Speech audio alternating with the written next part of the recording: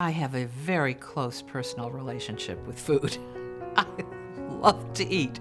I ate, and I enjoyed eating, and tended to eat the wrong things. If you become an adult, you start to socialize.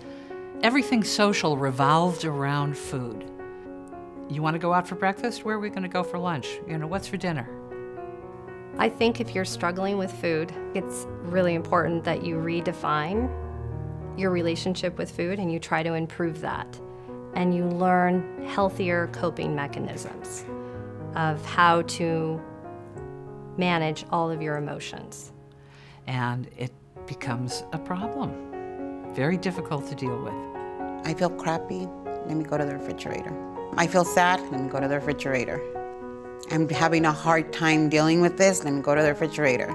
I'm happy, let's go to the refrigerator. People that struggle with their weight or have an unhealthy relationship with food oftentimes have a very low self-esteem or self-concept. The idea of food not judging you, not talking back to you, not, sort of accepting you unconditionally.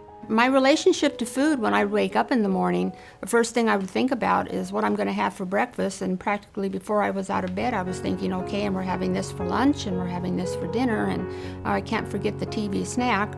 Food was a comfort to me, I think, for a lot of my life, and it still is. That's something I still struggle with. We ate for everything. We ate because we were happy. We ate because we were in love. We ate because we were sad. When I got nervous, I would want to eat. When I was little, it was kind of a solitary relationship with candy bars. I kind of isolated myself at home after school, and I would turn to food. If I had $5, I'm gonna go Jack in the Box and be a millionaire. For a lot of people, it's really been a lifelong struggle. It's been whether they see it as their best friend, their number one life partner, it's really their way to cope with their feelings. Food was a comfort to me. Food was company to me. If I was lonely, food was a reward. If I felt overlooked, food was the way I'd comfort myself. Food was the way I gave to myself. I had two brothers growing up, and they both are bean poles to this day, and so my mom was always force feeding them, like, here, have 2 cheeseburgers, and no, only half for you, Jenna. When you're a baby and you cry, what does a mother give you? She gives you her breast or a bottle in order to soothe you. So for many people, they never really learn how to use anything but food to cope with their feelings.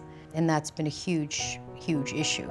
I think it did do something psychologically. I think that I equated food to love.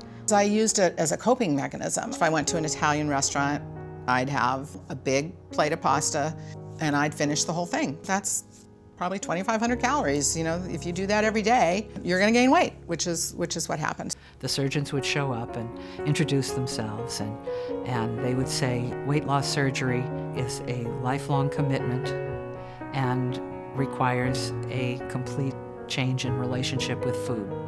And then I would get up there and I would say, actually, weight loss surgery is a lifelong commitment with a huge difference in your relationship with food, because it is.